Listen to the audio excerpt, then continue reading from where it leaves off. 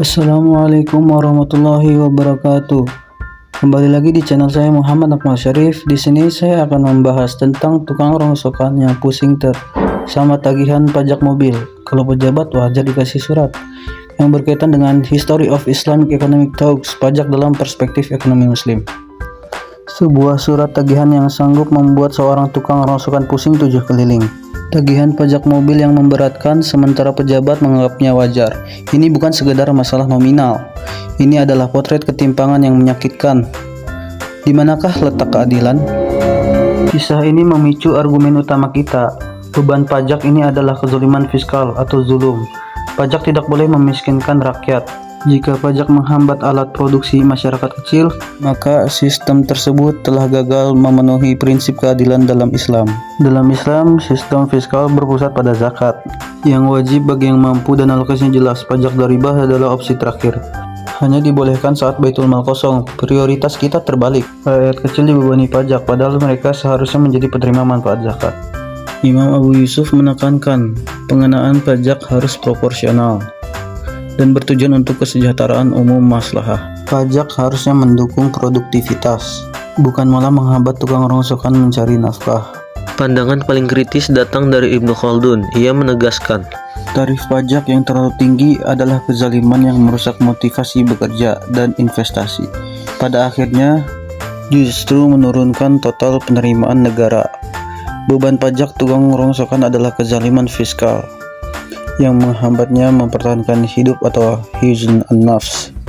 Tanggapan saya tentang berita tukang rongsokan yang terbebani pajak kendaraan adalah manifestasi nyata ketidakadilan fiskal yang menunjukkan adanya diskoneksi antara kebijakan pemerintah dan realitas ekonomi rakyat kecil. Tanggapan umum cermin ketidakadilan.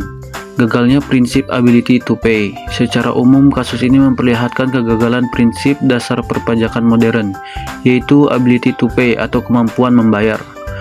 Pajak kendaraan diterapkan secara buta tanpa membedakan apakah kendaraan tersebut adalah aset mewah atau modal kerja atau alat produksi bagi masyarakat berpenghasilan rendah.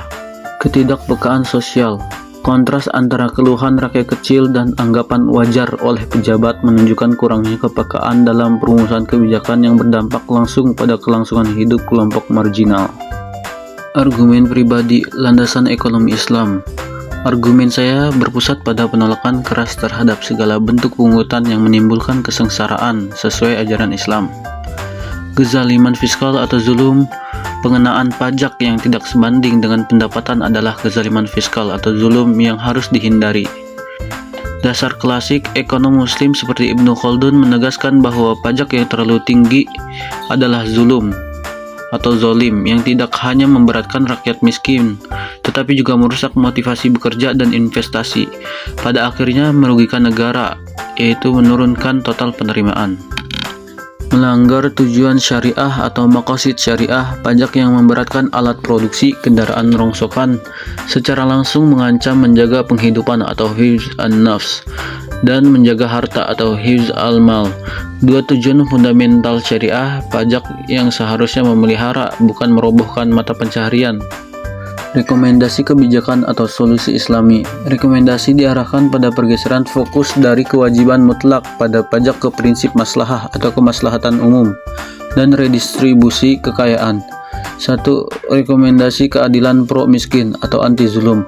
Aplikasi konkretnya adalah pemerintah harus menciptakan kategori pajak khusus atau memberikan pembebasan atau diskon 100% untuk kendaraan yang terbukti digunakan sebagai alat produksi usaha mikro atau seperti tukang rongsokan. Tujuan prinsip Islam menerapkan prinsip keadilan distributif atau al-adalah at-tauzi'iyah.